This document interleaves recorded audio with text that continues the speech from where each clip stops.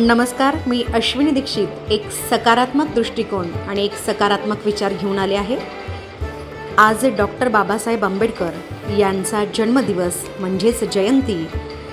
त्यांचाच एक चांगला गुण आपण आज अंगीकारूया, म्हणजे खऱ्या अर्थाने त्यांची जयंती साजरी केली जाईल असं मला वाटतं. कथा आहे एका चपलेतली क्रांती. डॉक्टर बाबासाहेबांची शिकवण.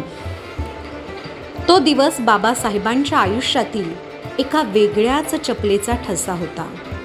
एकदा शाळेत जाताना त्यांच्या पायातली एक चप्पल तुटली. गावात दुसरी चप्पल मिळणं कठीण आणि पैशाचीही अडचण. ते एकाच चपलेवर शाळेत पोहोचले. मुलांनी हसू केलं. शिक्षकही काहीच बोलले नाहीत.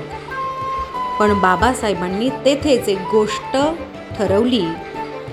माझ्या ज्ञानाच्या चपलेवर मी असा चालत राहीन की एक दिवस ही दुनिया माझे पाय उचलून ठेवेल.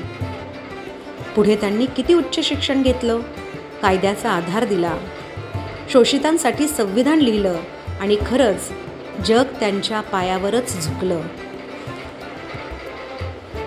कधी कधी एक तुटलेली चप्पल सुद्धा क्रांतीचं पाऊल ठरू शकतं. फक्त ती पायात घालायची हिंमत हवी.